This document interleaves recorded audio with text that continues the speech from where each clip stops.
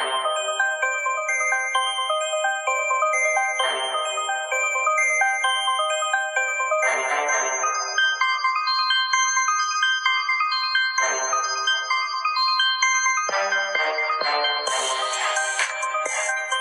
right, we are back with another edition of the Vegas Squares podcast. We are going to be wrapping up week number 4 in the NFL.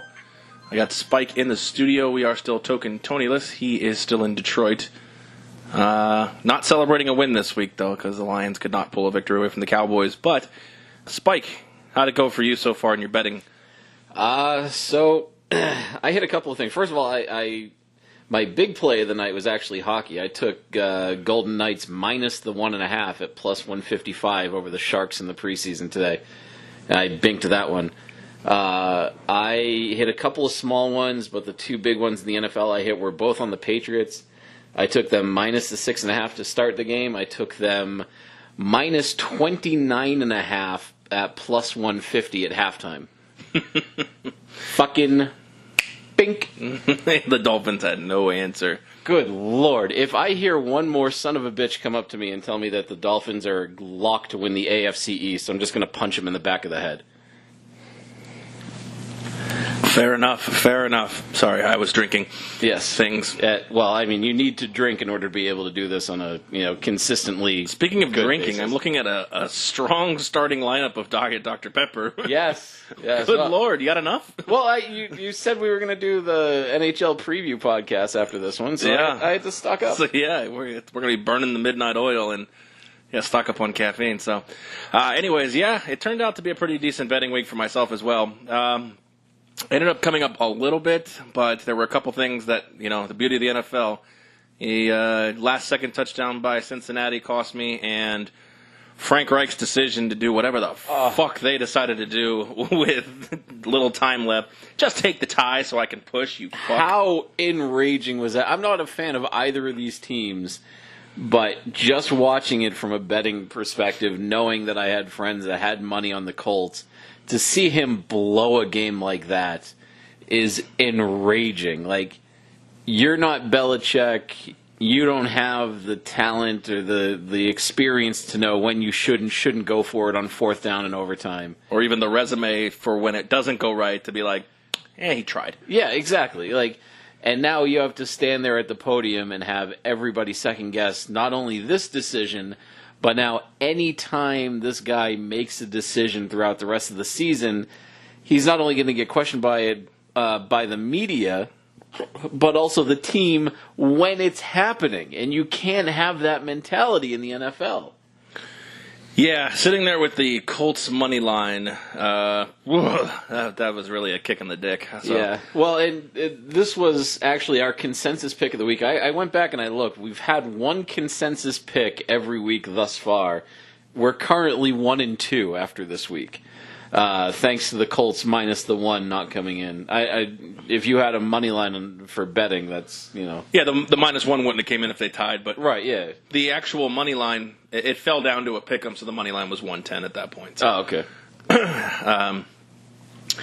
Anyways, well, let's start with. I'm going to go down just the list going on right now. I talked about the Bengals, Falcons. Falcons now 1-3. Have lost 2 games in the New Georgia Dome where they're supposed to have a decided advantage, and they've lost 2 shootouts. I understand their defense is hurting, but I don't want to blame Matt Ryan. 419, 3 touchdowns. There's not much more he can do. No, and I think it's going to come down to the play calling because this team is so one-dimensional right now. They had 4 players, including Matt Ryan, even attempt a rushing play, and they didn't break 90 yards.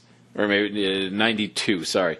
So, to have your leading rusher go 14 for 51 is just not enough. And that's not enough yardage in total, and it's not enough running plays. You have to be able to establish the run in order to get the passing game to work so that you don't have to win a game by putting up 70 goddamn points or whatever Oakland put up earlier today.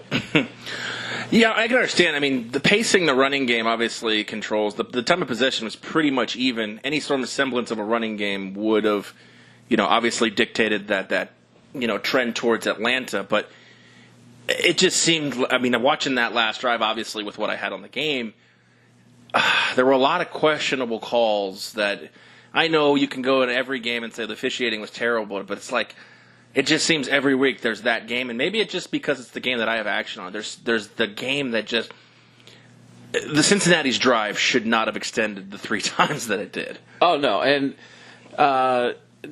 some of it, too, I actually didn't watch too much of this game. I saw bits and pieces of it. I don't know who the crew chief was for this, but I think I heard something like there's 5 or 6 new crew chiefs this year in the NFL. Something like that, 4 or 5, yeah. So between the rule changes where they're overly protecting the quarterback, new crew chiefs, which means new referees coming into the league. Obviously, they're experienced at other levels, but new referees and umpires coming into the league, like, we're seeing the effects of underqualified people getting these jobs, not being prepared to call these big games that are on national stages, and taking these kinds of criticism. Because you're right, these are affecting games. And I think you mentioned last week, at some point you have to take bad refereeing into account when you go to the betting window, because you have to understand how these types of calls could affect outcomes of games. Yeah, I think the call on the field with the fumble ruling of Andy Dalton was the right call. They went under the hood and they reversed it. Not just because of the action I had on the game. I just thought, okay, that's a fumble. The arm was not going forward. It was kind of the arm was being held, and as he's trying to push his arm forward, he looked like he was more trying to kind of throw the ball with his fingers to make it look like it's going forward. It was a terrible. Nevertheless, Atlanta's 1-3. This is the kind of the stat that baffles me is Atlanta's 1-3, giving up 122 points. Tampa Bay is 2-2 in this division, giving up 139 points. But New Orleans, giving up 121, is 3-1.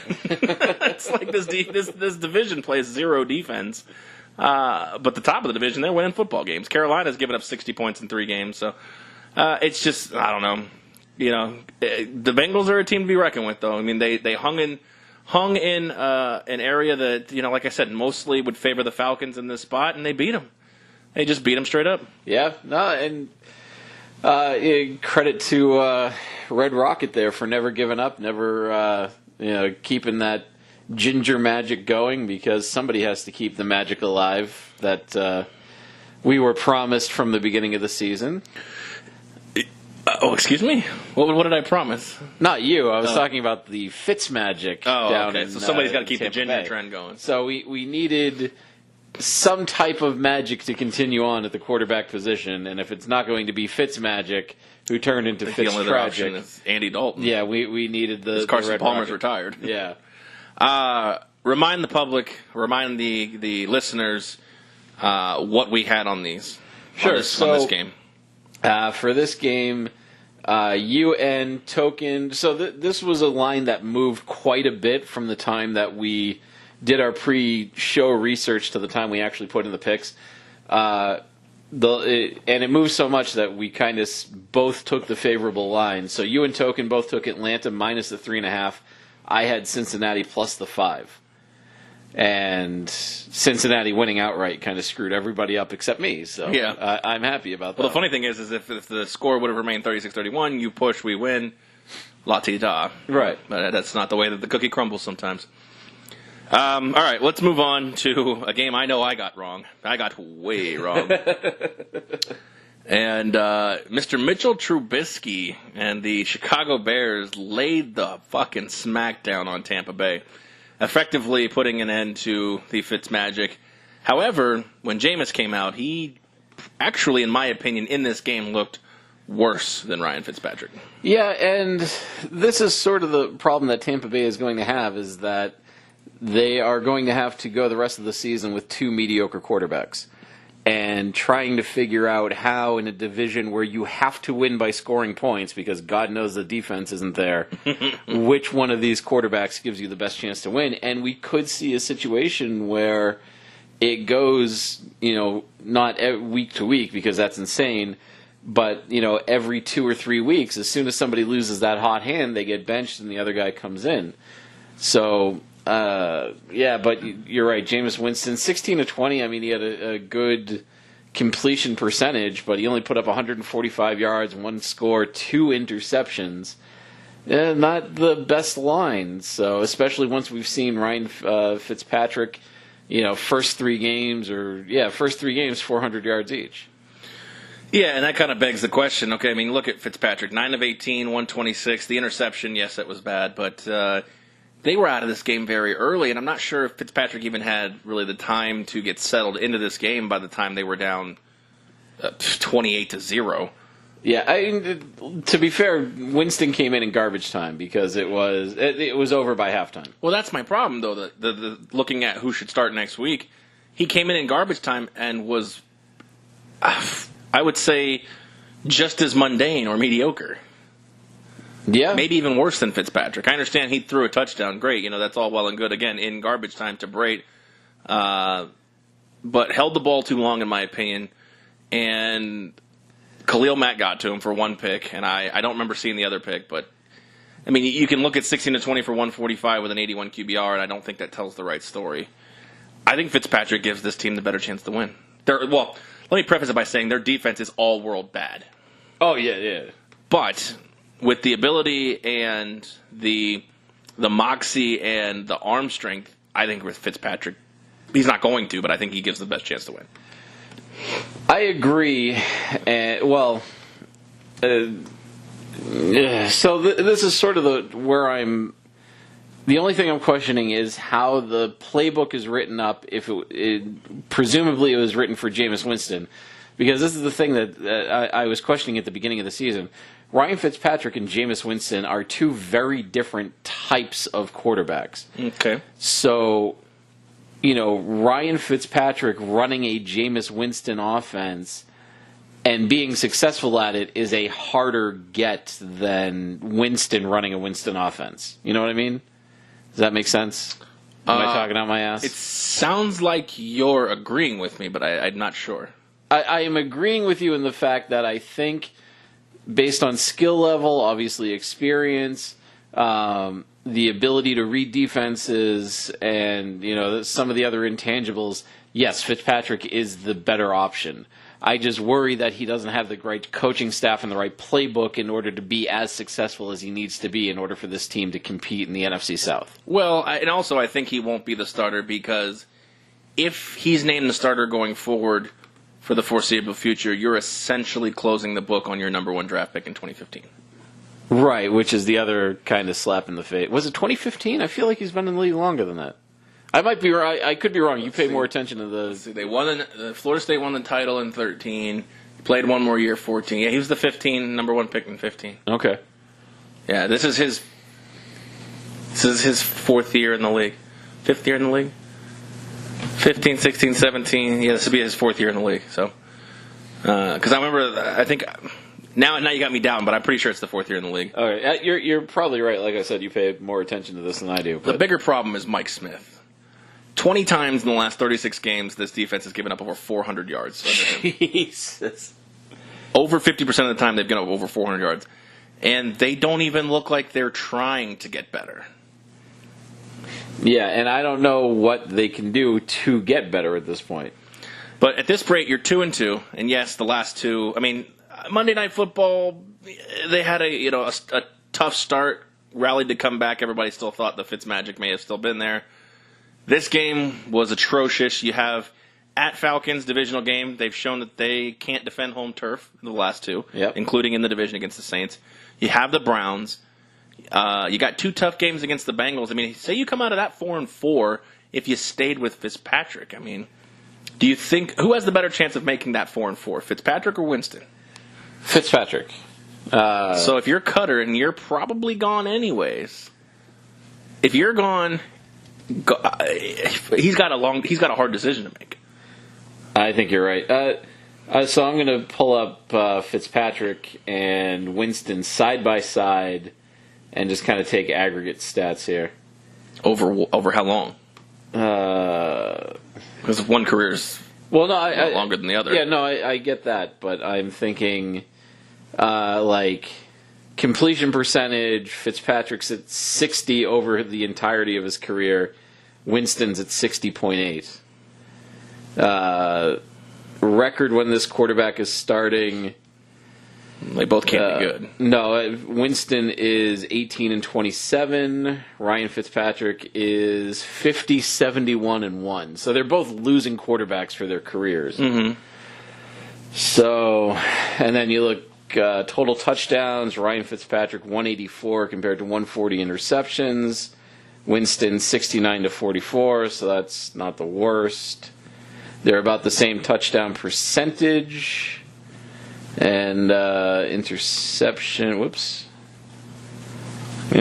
percentage, Fitzpatrick's at 3.4, Winston's at 2.8. So, I mean, essentially what it is career stats, they're roughly the same. Maybe Fitzpatrick gets picked off more. Okay, so you have a bye week to think about this. Yeah. If you're Dirk Cutter. And to be honest, Dirk Cutter was kind of on the hot seat coming in. I believe at 2-2, they've overachieved. I would have thought the best they could do with this schedule, Saints, Eagles, Steelers, Bears, would have been 1-3, and the one I thought they could have won was yesterday or today, depending on how you look at it. Yeah. No, this is sort of the thing is that it's going to be a hell of a 2 weeks of practice. I'll tell you that. Oh, I mean, they're going to get worked hard, and we're going to have an answer as to who the starter is going to be, and I think that starter is probably safe for a game and a half. The problem is that all of this focus on the starter is masking the problems on this defense. Oh, for sure, yeah. I mean, you look at that front, McCoy, Jason Pierre-Paul, they can't get pressure. They make Mitch Trubisky look like a Hall of Famer. 6 touchdowns, 5 in the first half. If we ask Token, I think Mitch Trubisky is a Hall of Famer. So, yeah, maybe he is ahead of the curve. I am a Mitch Trubisky fan. I just don't think he's a 6 touchdown slinging, walking Brett Favre just quite yet. No. I think he is going to be closer to an Alex Smith in his career than he will be to a Peyton Manning. Yeah, and I mean, this is the kind of, good quarterbacks have to beat up on bad defenses. They can't squeak by bad defenses, and we saw Trubisky beat up on a bad defense. Fair enough, yeah. 139 points over 4 games. That's a bad defense. Oh, yeah. So, all right. Well, let's. Yeah. Wait. Who do we have in this game? Do you want me? I had Chicago minus the 3. I think I was safe on that one. Token was so unsure that he actually took Chicago minus the 3 as his blind bet. You had Tampa plus 3, and I think I texted you at halftime and said, "I'm just going to mark this down as a loss for you." You should have done that in the first quarter. So, good read. All right, Lions, Cowboys. This was actually pretty action-packed. Ezekiel Elliott had a big game, but he wasn't the only one. You had Matt Stafford had a pretty good game. Dak Prescott did pretty well. Passed over 225 for the first time in a very long time that I can remember. Yeah. The receivers did well for Detroit. Yeah, Golden Tate looks like a fucking stud. 6 straight games that those 3 receivers, Galladay, Tate, and Marvin Jones, have all had over 50 yards. Wow. That's a hell of a trio. I know 50 yards doesn't sound a lot, but for 3 guys to get it. I was going to say, yeah, to spread it out like that, to have them all be successful is pretty impressive. Yeah. I mean, does this Dallas Cowboy offense pretty much pace with Elliott? It has to, because he was not only their leading rusher with 152 yards, but he was also their leading receiver with 88 yards today. Yeah, that can't be a consistent thing, though. This is I forget what year, but say, 10 years ago, Matt Forte, where he was putting up 60 to 65% of all offensive yards for the Chicago Bears back in the day. Right. Yeah, and those teams were mediocre. Yeah, and this team is going to be mediocre as well. Nevertheless, I believe I had the over, which is good. Yeah, you had over 44. I had Detroit plus the 3. And Token had Detroit money line. So he's the big loser. It ended in just the exact way to fuck Token and give the both of us a point. Fair enough. I will take it. Not only that, also his team lost too. So. Yeah. Well, I know he says he's a Lions fan, but I mean he's so used to losing, and he laughs off so many of this team's problems. He's not like. What's he supposed to do? Well, and that's the thing. Like, I don't have to worry about him hanging himself. Like, once Brady retires and Belichick retires and the team becomes mediocre, I am legitimately worried about my dad, like, hanging himself. But your dad lived through most of the early 80s, most of the early 90s. The team was bad, basically, for his entire life, even in With the exception of 2 years. Yeah, 86 Super Bowl, 97 Super Bowl, and both of those, they got blown the fuck out. Mm-hmm. Well, 97... A little closer, but Desmond Howard. I was going to say, it was a little closer until the Howard kickoff return. But now that they are this good for this long... For 20 years, pretty much. Like, it's going to take a long time to come to grasp with the fact that this team is going to regress to the mean at some point.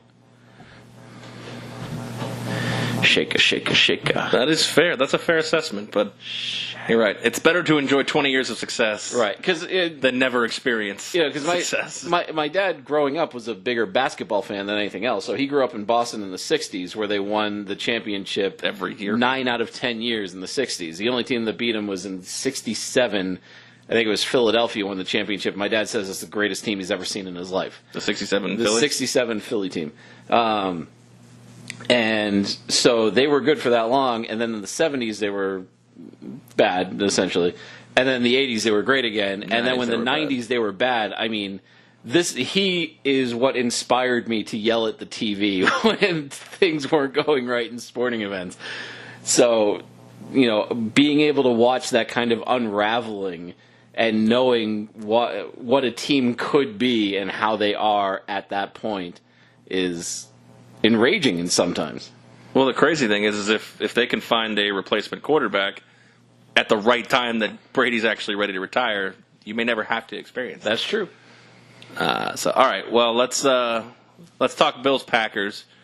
And my initial bet was what? Bills minus whatever? You wanted Bills minus 11, okay. And I am regretting letting you change that. I was never going to lock that. Yeah, I figured as much. You you did have a lock in this game, though.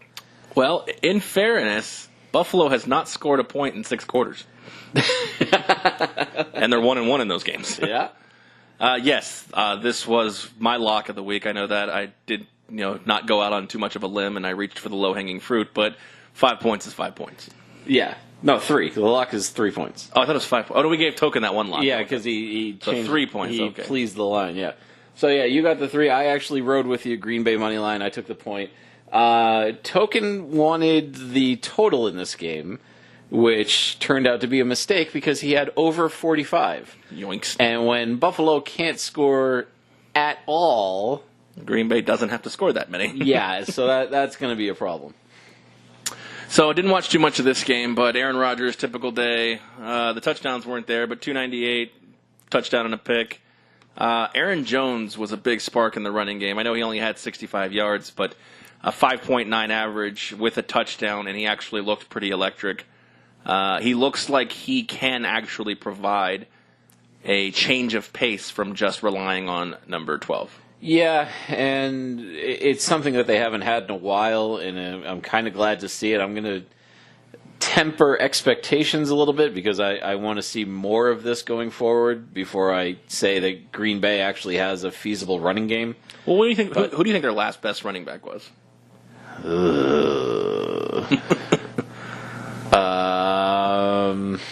Oh my God.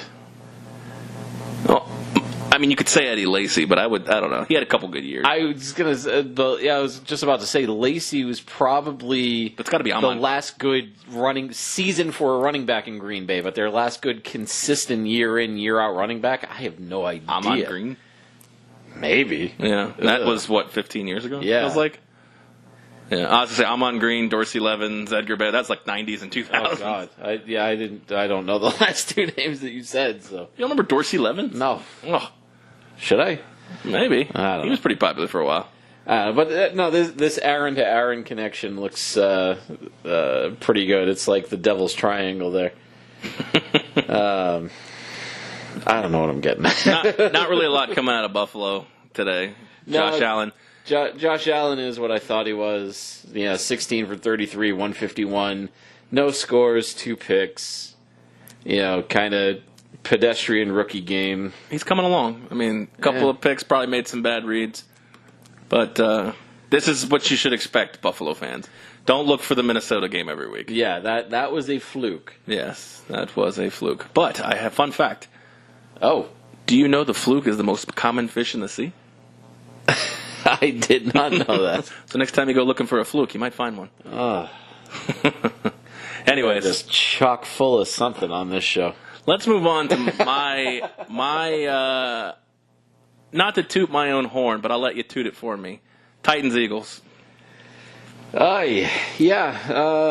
I wish it was my lock of the week. I'd have tooted more. I got to find this one. Yeah, so you actually took Titans money line, and boom shakalaka on that one. Yeah, what a hell of an ending. Fuck, I actually converting 2 4th downs. I screwed you out of a point there. Actually, you had that as your blind bet, so you got the 2 points for getting it right. Pink. And Token and I were also riding Tennessee, but we took the 3.5. Just because we didn't have nearly the confidence that you did in a Marcus Mariota-led team against this supposedly good Eagles defense. I am a huge fan of this team. I didn't really let on beginning of the season, not for any particular reason one way or the other, but this team plays exceptional defense, and I feel like Marcus Mariota is coming along just enough to be able to find ways to win football games. Yeah, the only thing that worries me is when your quarterback is your leading rusher, that's not common. I mean, Philly's got a good run defense. Well, yes, but when this sort of thing happens, because Mariota can run and he likes to run, I worry that if he starts looking run first, he's going to get hurt, and that's going to kill not only this team, but it's going to make him change into a pocket passer, and I hope that he has the ability to do that, but I don't know. I think he does. I think he has the ability to. I think looking at this, you're right. Derrick Henry, 8 carries, 24 yards. Deion Lewis, 4 carries, 0 yards. I think he has the ability to utilize both facets of his game when things aren't going their way. Look how many there were drop balls galore in this game. And Mariota just found a way to win, and he's developing. Carson Wentz played exceptionally well. The Eagles' offense has nothing. The rest, it's nothing to be sorry about. The Philadelphia defense really has nothing to be sorry about. This was just a game of 2 really good teams on both sides of the ball, and someone had to win. I don't think either team should walk away feeling any higher or any lower than they do by the final score. Sure, and there were a couple of things that impressed me. Getting back to Mariota in the running game. When I did see him scramble a couple of times, he was a lot quicker than I expected him to be. So I think that's credit to him and credit to the physical training team getting him ready to be able to be that much quicker than he was in college. But you also got to give credit to the Tennessee coaching staff and specifically Mike Vrabel for going on it on 4th and 2 in overtime. Twice. And just one of them was 4th and 10. They had to go for it. But the 4th and 2, they could have kicked a field goal. Right. So being able to have the cojones to do something like that, to me, is pretty spectacular, especially from a first-year head coach.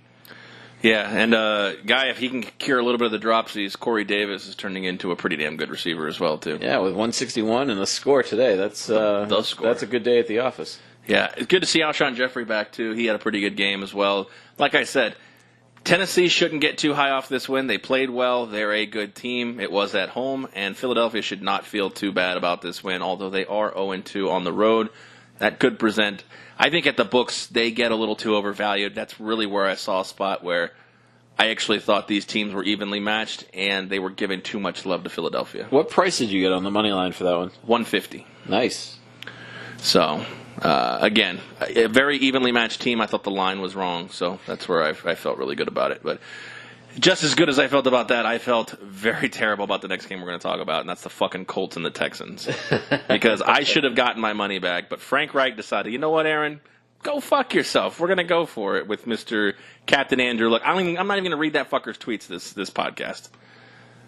Wow, you are bitter. Yeah, and dude, I ended up only making about $47 on the day, but between AJ Green's last catch and Frank Reich sticking a butt plug up my ass, I could have been a bigger winner. Yeah, well, and I know that we were just giving credit to Mike Vrabel for going out on a 4th and 2. And speaking of sponsors, anybody sells butt plugs looking for a sponsorship deal. Hang on.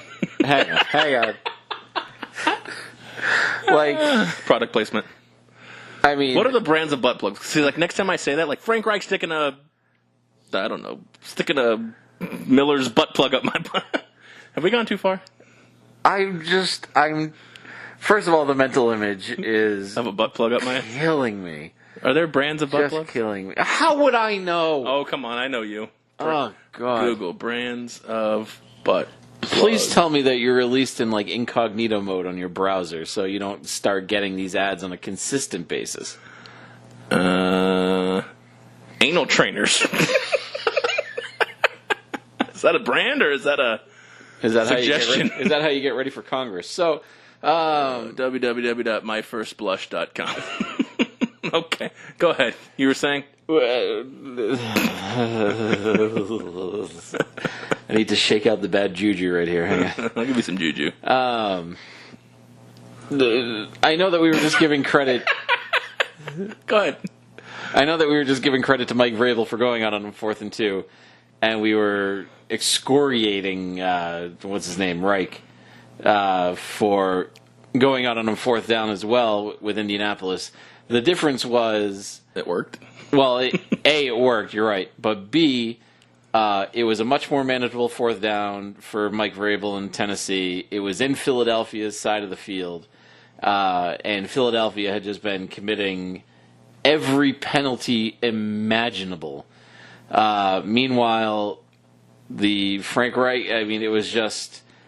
not only from their own side of the field, I think they were on their own 30-yard line. Houston hadn't done really too much in the second half of the game. Right. But Andrew Luck had lined up, tried to draw them off sides.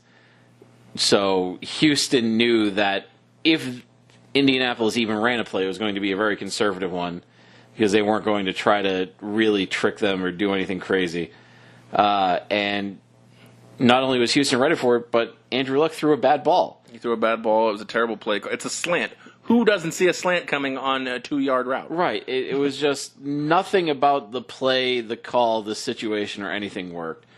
So there was a big difference between this and what Tennessee did. Yeah, and I'm okay as a fan of football. I'm okay when they go for a decision. I'm not going to chastise them. Maybe it's the wrong decision. We know the Bill Belichick decision against the Colts. Yeah. Shit happens. Sometimes you're right. If you're right, you're a genius. If you're wrong, you're not. This one, yes, nothing's set up really. He doesn't have the track record. He doesn't have the coaching experience. He doesn't have the defense. Yeah, and I mean, they literally walked down the field in one play after that. And this is the thing, if he didn't go to the line and try to get Andrew Luck to do the fake snap and just kind of went quick snap and got it off and try to play that way, even if it fails, I'm going to give the guy credit. But letting Houston set up and get ready and know that the first play is going to be fake and the second play is going to be real and that the real play is going to be conservative, it's just stupid. Yeah, it wasn't the wisest decision. However, Andrew Luck was 464 and 4 touchdowns on 62 attempts. So he is, I'd be willing to say that shoulder's okay. It looks it. Yeah. So, but both these teams are 1-3. And if I'm not incorrect here, the Texans were your division pick and the Colts were my division pick, so this ain't looking good. Yeah, I mean we're both way off at this point. Yeah, considering the other two teams are 3-1. Yeah, no, I'm trying to remember now because I may have said the Jaguars. I know I liked the Texans quite a bit. I was very high on Deshaun Watson, and I thought that Houston was going to be better than they did, but now I'd have to go back and look to see who I thought was going to win the division. So, all right. We'll give you your lock of the week. We'll let you gloat. Dolphins, Pats. This game was over by half. Yeah, this was what I expected it to be. It was Tom Brady in fuck you mode. Even though he did throw the 2 picks, one of them was when he was getting hit, and he really didn't need to throw it at that point. The one pick, I believe it was the second pick he threw, that was really good defense of masking the coverage. When the guy tailed off on the receiver running the go route and turned back around, the ball just said bloop right to him. And the other one, he just, Brady got probably should have held on to that one. Yeah, whatever. So anyway, no, this was what I thought was going to be the perfect storm. It was the Patriots haven't lost 3 games in a row in a very long time, 200 and some odd games, I think. They've never done it under Brady. Home team was 11-1 against the spread coming into this game. New England was due for a big win, a big performance on both sides of the ball. Miami, I'd said it numerous times. They were the worst 3-0 team I had seen in a long, long time.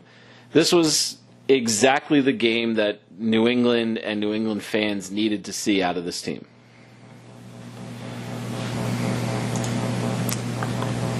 Did we talk about our picks on the Colts?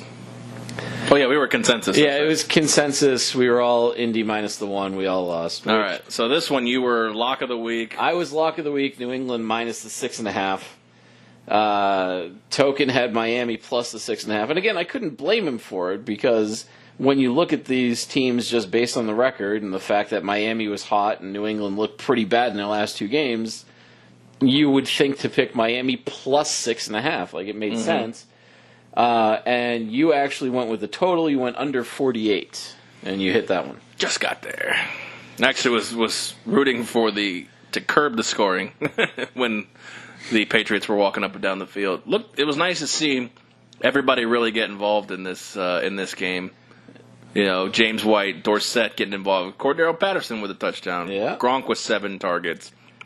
Josh Gordon, new receiver, 2 catches on 2 targets, and you got Edelman coming back as well. Edelman comes back. This offense is starting to click, which is exactly what the rest of the AFC does not want to see.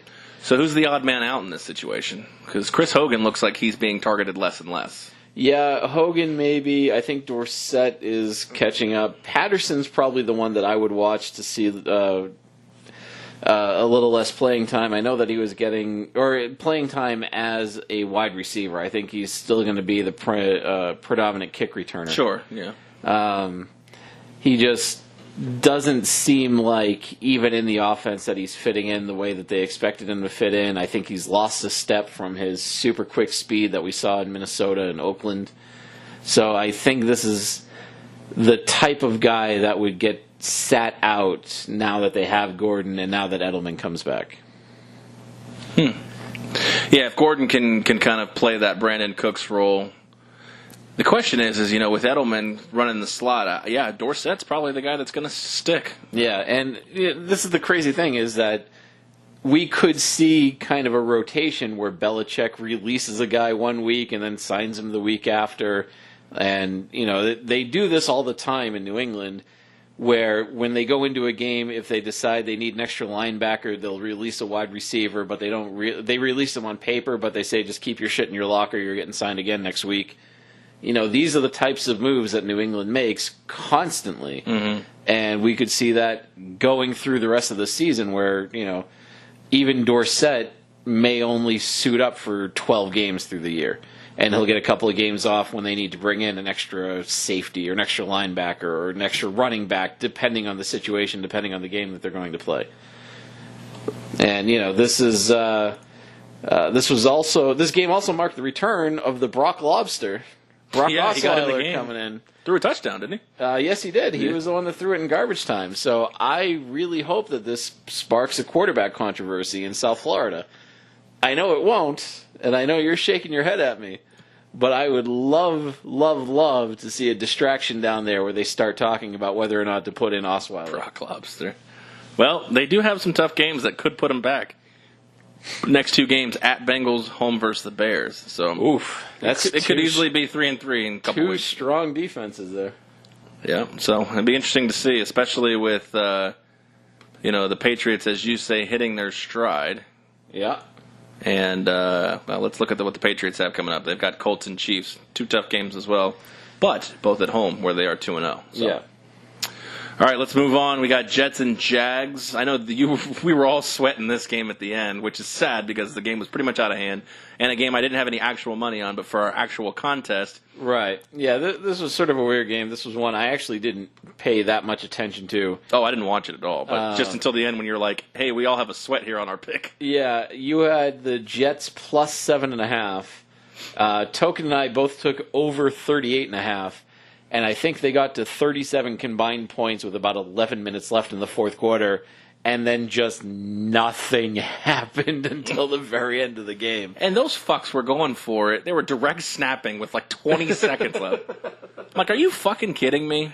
Yeah. Because I figured the only way I wanted you guys to get the over was the Jets scoring and, basically making it a 20-26 game, which would have given us all the wins. So now I take the loss, and you guys get the over with 20 seconds left because the fucking Jaguars aren't taking a knee when the Jets have no time. That was just bullshit. Yeah, that was a strange move, but I'm going to approve of it. Yeah, of course you are. Hey! So, Bortles looked okay. That's really the only thing I'm concerned about. 388 and 2 touchdowns. Leonard Fournette hurt again. Yeah.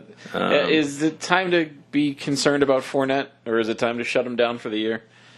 Maybe. I mean, they're pretty good with Yeldon, and maybe they can find somebody else. Yeah, they had Chris Ivory last year. It'd be cool if they could go get him again, but he's in Buffalo. Yeah, it's just the kind of thing where it seems like they need to. I don't know. He's got a problem. He's got an injury problem. Yeah, and he just can't stay on the field. And trying to rush him back like this, I think, is going to be a detriment to him in the long term. So I think they got to figure out a long-term medical solution here. Yeah, well, it's got to be shutting him down at that point. Yeah. Because what else could you suggest? I mean, you could shut him. You could put him on a short-term IR, I guess. Yeah, if you think that that's going to be enough to get him through, but it's you're right. Yeldon's look good. Even Bortles, I think, can run better than people give him credit for, even though I'm not ever crazy about a quarterback being a predominant rusher on a team. Yeah, no, let's not get too crazy with that. So, I don't know what else they can do because, this is a guy that they invested a lot in. This is a guy that they're going to rely on going forward. You can't have him for only parts of every season. If you're going to make this a serious run, you gotta have a healthy Fournette. Fair enough. And I'm looking at their cap room. They really don't have the cap to go after Bell. So, okay. Like I said, that could be an option. You can throw a couple of picks at it, and you could trade Fournette. maybe the Steelers would take Fournette. Let Fournette be shut down and keep him on IR for a year, and then they have a two-headed monster in Fournette and Connor next year. Maybe. Not the worst idea. I doubt they do it, but Bell's getting him just as many yards as a bathtub would be at this point. So, all right, Browns-Raiders. This game was fun. I know that sounds weird to say, but I watched this game. This game was incredibly fun to watch. I was actually down on the strip handling some business. During this, passing out the little hooker cards, the little card flappers. But Baker looked okay. Yeah, he had a couple of weird picks, but overall he looked fine. He put his team in a position to win. Ultimately, they did not because Oakland came back. So I would actually say that this is another kind of game where Cleveland should be optimistic and the Raiders really should just accept this. Oakland needs to just stop trying at this point because they're not a good football team. I know they won today. I disagree. I think they're not a bad. They're a terrible football team. They won this game because A, it was Baker Mayfield making his first ever start, and B, the difference was the pick six when Baker Mayfield was getting the butterflies out of his system. So if they go against anybody with a competent quarterback or a good defense, Oakland can't win. I disagree. They've been in 3 out of the 4 games they've played. They've been in them, but they can't win. You have to win games. You don't get points in the standings for being close. I understand that, but what I'm saying is if you're in games, the ball can bounce the right way. I mean, they should have probably been more ahead in this game. I mean, Nick Chubb, they basically let him walk. 3 carries, 105 yards, and 2 touchdowns. That's a good average. Yeah, but this is this is a division where obviously the Chiefs are going batshit right now, but the Broncos aren't nearly as good as their 2-1 record suggests, and the Chargers, I mean, books out. Yeah, I don't know. So this is a spot where the Raiders should be able to win games and put together a good record and get things moving, and they're not doing it. They had to put up 45 points against a rookie quarterback because they needed every inch of that 45 points to be able to win the game. That's not... Okay, fair. I'll give you... They're not a good football team. Yeah. But they're not a dumpster fire. They're going to be 5-11. That's what they're going to be. Yeah, well, I mean, five wins for Oakland. I think you're stretching it a little bit, but yeah. You think 5 wins is too many? I don't know what the rest of the schedule looks like. They got 1 now. Let me pull up their schedule here. So they need 4 wins in these next games. I think they could go beat the Chargers, especially since it'll be the home game. Okay. All right, I'll just read the schedule. At Chargers. Yeah. Seahawks. Okay. Colts. Yeah. At Niners. Yeah. Chargers at home. Yeah. At Cardinals. Yeah. Ravens. Yeah. Chiefs. Okay. Steelers. Yeah. At Bengals. Yeah. Versus Broncos. Yeah. At Chiefs. I get 2 wins. They can't beat the Chargers? You have 2 bona fide wins? Okay, between the Chargers and the Broncos, they probably split one of those series 1-1. So yeah, they probably get a 3rd win in there. So they probably go 4-12. So who are your wins? Arizona. Okay. And 49ers. Okay. And then whatever between either, because I don't think they're going to do I don't think they're going to split 2 season series this year between the Chargers and the Broncos. I think they split 1, so that's 1 extra win. Well, they should have beat the Broncos on the road. I think they can beat them at home, depending on what the Broncos look like in week 16. Right, so they probably go 0-2 against the Chargers then. I think they can walk in there next week and beat the Chargers. Well, we'll see. It's going to be a home game, dude. It's in L.A. I don't give a StubHub Center. Fuck. Every game's a home game for the other team in that fucking building. What does it matter? I'll make that my lock of the week. Oakland money line. All right. Lock it up. All right. Oakland money line. I haven't even put the sheet together. No, I'll make a note. You know how you let me change my Bills pick last week? Yeah. Oakland money line. I'll lock that up next week. The greatness of the Raiders. Oh, God. That's going to bite me in the ass. Greatness of fucking up our tax code to build a publicly funded stadium. You got to be a fucking idiot to think that's a good idea. Seahawks Cardinals. Move on. The line. Or wait, what do we have in the Raiders game? Because I believe I had the Raiders on that. You did. You were the only one that got it right. You had Oakland minus the 2.5. Token and I both had Cleveland plus the 2.5. To be fair, when Token gave me the pick, he did have Cleveland plus 3, and this game finished right on the 3. It's just the line moved when we made our picks, and we gave him the 2.5 for this game. Poor baby. So me and him both lost the point on that. That's what you get for picking the Browns. What can you do? All right, Seahawks Cardinals. Seahawks won 20-17. Every week it seems like the Seahawks have a new running back. Yeah, and they somehow find a way to barely eke out a victory against a terrible team being led by a rookie making his first or second start. So, yeah, congratulations, Seattle, on really fucking putting it to him. Yeah, Russell Wilson did not look good in this game, but the Arizona defense is pretty good. Yes, Josh Rosen, 15-27, 180 and 1 touchdown. That's actually not a bad week in rookie quarterback land. Right, especially against a team of Seattle that is supposed to have a good defense. They don't. No, they're not supposed to. They're supposed to because of the Legion of Boom over the last 5 years. That defense is not what it used to be, even though they're I'm rooting for the Griffin guys, but that's just not a defense. I mean, and then Earl Thomas goes down. Did you see that shit when he flipped off his own sideline? No. Yeah, he flipped off his own sideline. Because basically I think he broke his leg, which is effectively ending his tenure in Seattle. Oh, boy. Yeah, all right. That would do it. But still, flipping off your own fucking sideline? Yeah, that's pretty dumb. That's classless. Yeah. So, anyways, I don't want to dive into too much into this game because I'm pretty sure no one else watched it as well. So, let's just call it, what were our picks? This was a game where you had Seattle money line, which I think was the safe pick. I took Arizona plus the 3 as my blind bet, so I pushed. And Token took over 39 points, so Zoinks. No dice there for Token. Token had a bad week. Well, not a week like what I had last week, but he didn't have a great week this week. All right, we got Saints Giants. This one I know I was way off. Yeah, this was one where Token actually had New Orleans minus the 3 as his lock of the week. Bink. And because he was the lock of the week, we left it at the 3, even though the line had moved to 3.5, which is what I have, New Orleans minus the 3 in the hook. You took under 50.5. And what was the final score of this one? Barf, 51. Barf. Yeah, that's no good. Can somebody explain to me why the ball is being taken out of Drew Brees' hand and given to Taysom Hill? Yeah, it's not often. Well, the one pass was on a fake punt. Yeah, no, I get that, but I think Taysom Hill's ability to infiltrate the offense opens up another dynamic, kind of like what Baltimore's doing, although I believe Taysom Hill's a more accurate passer than Lamar Jackson, so he actually makes for a better option. Right, I mean, I don't hate it, I just don't understand it quite. Nobody's going to question it as long as New Orleans continues to win games.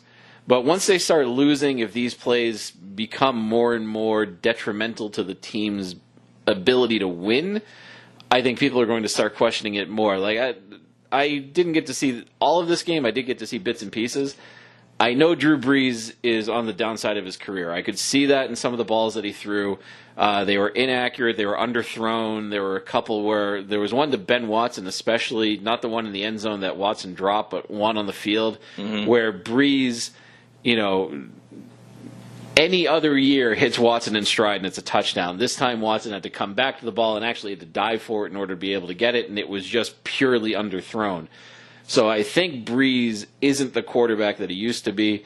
So I can understand New Orleans trying to figure out another quarterback to get in there. I just don't understand doing it while Drew Brees is still on the field and trying to do this weird fucking monkeying shit with multiple quarterbacks on the field at the same time.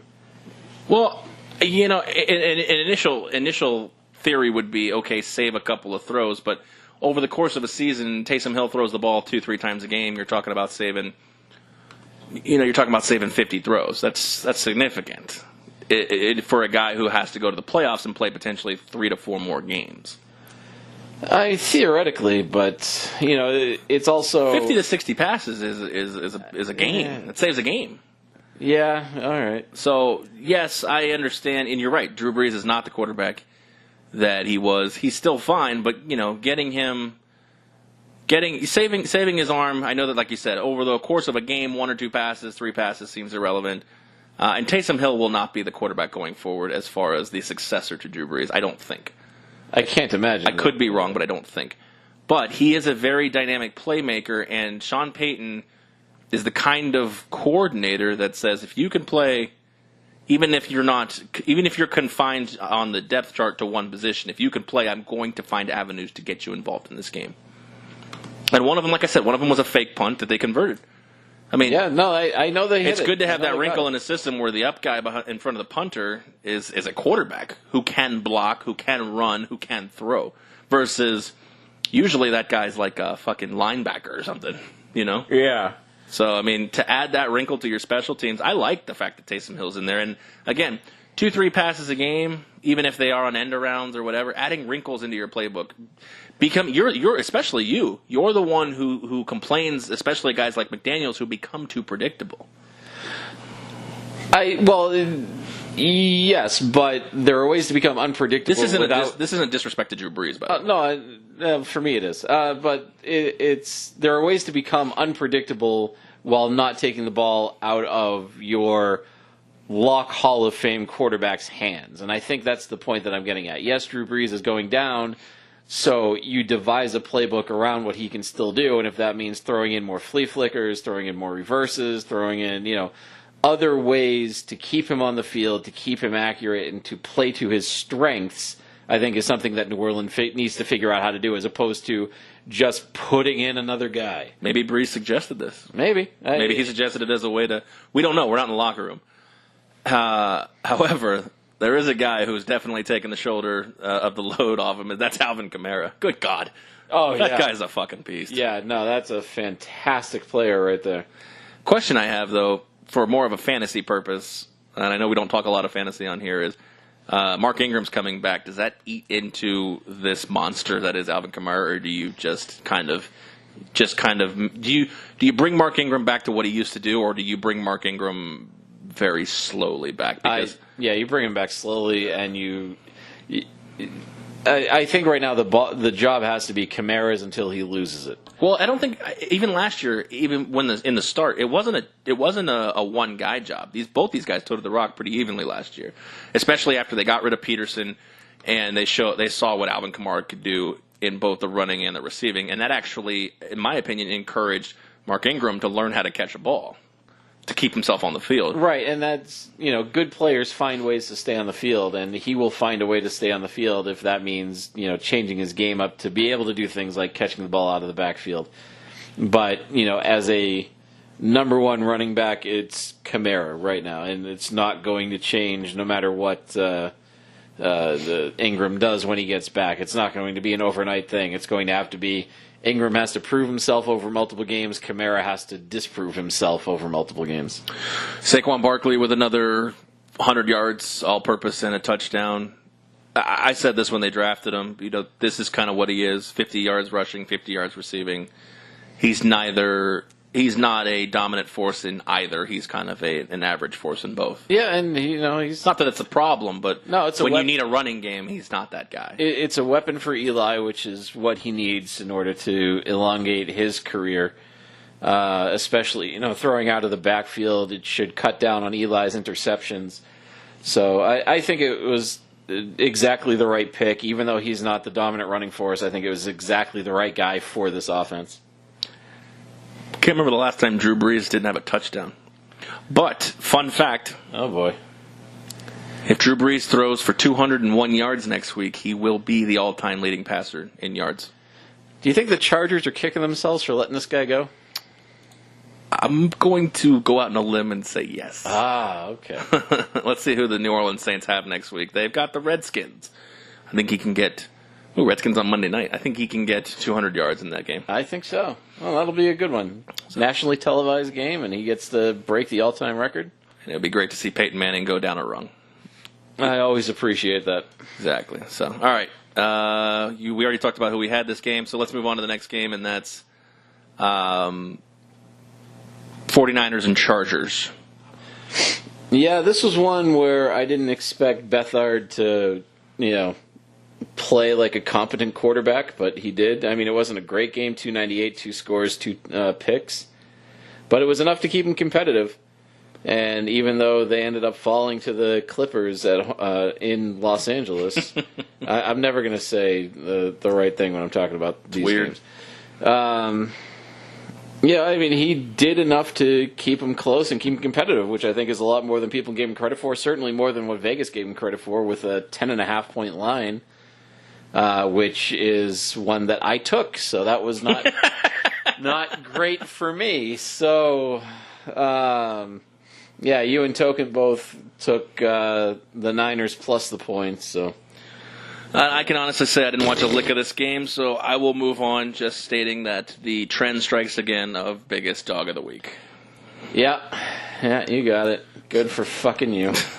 And last game of the night that just wrapped up was my playoff contending Ravens, who now I have betting on as a futures bet for Super Bowl champion. Yeah. Won 26-14 against the Steelers. Game is fucking gross. All right, so I will preface this by saying I believed in the Steelers. What he really means to say is I lost this, but I didn't necessarily believe in the Steelers' defense. They haven't proven anything to me yet, but I believed enough in their offense that I have Roethlisberger, Connor, Juju Smith-Schuster, and Antonio Brown on my team. And this was not a great representation of what I expected them to do. This season or tonight? Tonight. This was... I didn't watch this game. I was at the Golden Knights game, so I didn't get to see much of this, but none of the... Connor had 19 yards on the ground and 25 through the air. Not good enough. Not Le'Veon Bell. Yeah. Smith-Schuster had 60 yards on 4 receptions, which is fine. Antonio Brown had 62 on 5 receptions with a score. That's fine. But nobody on Pittsburgh had over 100 yards receiving, which just shouldn't happen with a Roethlisberger-led offense. Yeah, the more telling is over the time that I've noticed is the equal amount of target distribution between Smith-Schuster and Brown. They're both getting 11 targets. And speaking of, if you're playing fantasy and you're looking for an actual Brown, I think John Brown for Baltimore might be the guy to own lately.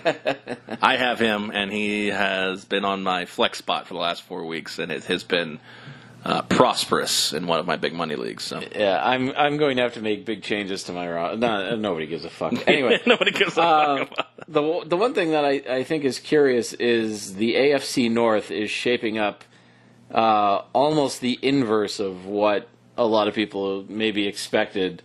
With I think it's just the fact that the Browns or the Steelers are in the basement.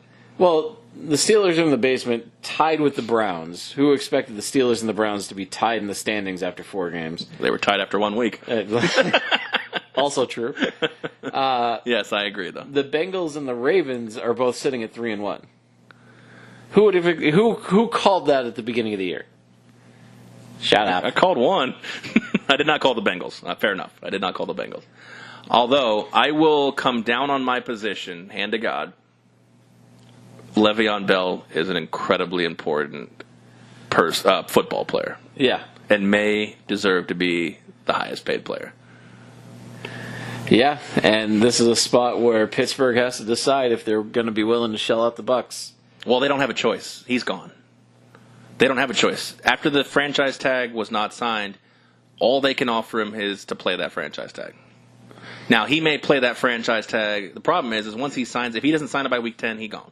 Yeah. But if he signs it at any point, it's now prorated. So that's kind of where, again, I think he should have played because I think he's losing money. And again, everybody's like, well, you can't lose money you never had. But this is a guaranteed tender. This isn't a prorated. This isn't a non-guaranteed contract. It's guaranteed. This is where I feel he's losing money.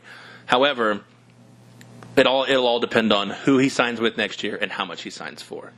Is losing $14 million this year worth getting the next 5 years and $80 million guaranteed, or more? Yeah, and saving a year of your life.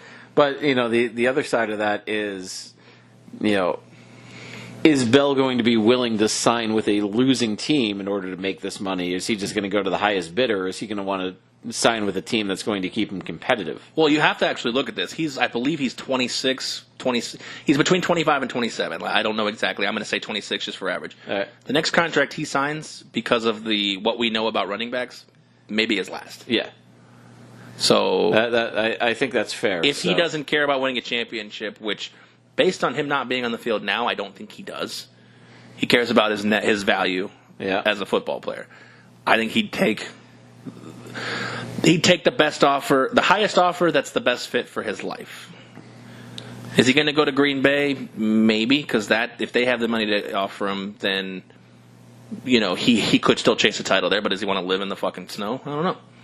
Maybe he goes to Miami because they're probably not going to contend for a title, but he lives in Miami. Yeah, all right. So it really all depends on if everybody has very similar offers. I mean, if everybody offers him $20 million a year, well, you go to the Raiders. Well, when they come to Las Vegas, that $20 million a year goes farther because there's no state income tax. Right. You live in a very hip town. You live in a hot climate. You live in Las Vegas. It's it's got its pick of the litter as far as cars, clothes, women, things to do. Yeah. It really he's gonna have no shortage of people lining up that can fit him in the salary cap. So I'm starting to believe or be a believer that this may have been actually a beneficial thing for Le'Veon Bell. Well, as much as fans, we were like, get your ass on the field, but hey, look, man, Pittsburgh has shown that 9 carries, 19 yards is. I can't remember the last time I saw Le'Veon Bell have a game like that, even against a tough defense. Yeah, and he adds so much to this team for a team that needs to win because this is Roethlisberger's on the downside of his career, Tomlin's on the hot seat. And you can't have somebody, a offensive roster this loaded and miss the playoffs altogether, which is where they're sitting right now. The question is after Roethlisberger and Brown, and okay, maybe you can throw Schuster in there, I don't think they're loaded anymore without Bell. Their defense is average. Shazier's gone. Right. No, that's... I don't know if just saw a very weird I wonder language. if it's expectation versus reality. Like I've said, with Bell in there and what he meant to that team, your expectation when he came out was that they would still be good. And mine too. Don't get me wrong. I'm not putting you on the spotlight here. I thought after James Conner ran for 136 yards in week 1, they'd be fine. That's clearly not the case. Yeah, which is baffling to me. That they won the only reason they won one game is because they took advantage of a couple of miscues by Tampa. Otherwise, they could be 0-3-1 right now. Jeez. And hell, they could have, if Zane Gonzalez hit that damn field goal, they could be 0-4. Yeah. I mean, this is just a baffling team. They are hosting Atlanta next week, and Pittsburgh's opening is a 3.5-point favorite. So, well, I think they're a hard team to bet on, but they're still going to get public action. Oh, they're going to be. There's a ton of public money out there for them. So, I understand the book doing it. I just think that the line is. This is probably a good spot to make some money on Atlanta, maybe even money line. Potentially, especially two teams that are very desperate, and Atlanta has more weapons. Problem is they don't play defense. Yeah. Well, I mean, they play defense. They're just their defense that they play is all not hurt. Good. Yeah. Yeah, they're hurt. But I mean, I look at it. I mean, I'm going to go down the AFC here. Team New England, Cincinnati, Baltimore, Tennessee, Jacksonville, Kansas City. Well, that's 6 right there. I don't want to try to figure out, but that's 6 teams I think are better than the Steelers. As their current roster is constructed. Yeah. That puts them out of the playoffs. Yeah. You can make arguments for the Clippers. You could make arguments for the Colts and the Texans. A little less arguments. And I don't really know if you could make an argument for Miami, but you could try. I think that would be a tough sell. All 3 of those are tough, but what I'm saying is we're already sitting here at number 7. And if you disagree with me on any of those, I mean, feel free. On the first 7, New England, Cincinnati, Baltimore, Tennessee, Jacksonville, Kansas City. Or, excuse me, 6. Yeah, I think that maybe even exactly Denver. Right. Maybe Denver. That's the one I was kind of going back and forth on whether or not they You have an argument there. Yeah, we'll hold the decision until the Monday night game. Yeah, I want to see how they go against a really high-powered offense to see if Denver could compete. If Denver can compete against Kansas City's offense, then they can definitely compete against Pittsburgh's offense. Fair enough. So, all right. Well, I had Baltimore in that game. You both had the Steelers, correct? That's correct. All right. Well, let's wrap it up on that note, and I'll just say that we appreciate you tuning in. We want to thank our sponsors, VGK Pop Sockets. We want to thank ChaiPoker.com, and we want to thank the guys at 12 Ounce Sports Radio for putting us on. You can catch us every Thursday, Saturday, Sunday, and Monday. We are on 4 times a week now on 12 Ounce Sports Radio, so you're either going to get really sick of us or get really, really, really excited that we're coming on every few hours, I guess. And rich, depending on which one of us you follow that Yeah, week. that's true, too. So be on the lookout every Saturday morning for our Picks and Chatter podcast, NCAA edition. Be on the lookout every Sunday morning for our Picks and Chatter podcast, NFL edition. Picks and Chatter NCAA airs at 11 a.m. Eastern, and the NFL one airs at 10 a.m. Eastern to get you all of your information leading up to the weekend's games. Also, usually we recap on our Monday like you're listening to now, and Wednesday will be basically an open-ended with all of our sports. So, Spike, any parting thoughts from Week 4 of the NFL other than that long conversation we just had about what's going on in Pittsburgh? New England's the best team in the AFC. Hot take alert. I will agree with you, but they get to prove that against Kansas City in 2 weeks. Yeah, that'll be fun. So, all right. Well, we appreciate you listening. For Spike, I am Aaron. No Token Tony this week, but we again appreciate you listening. We will catch you on the next one.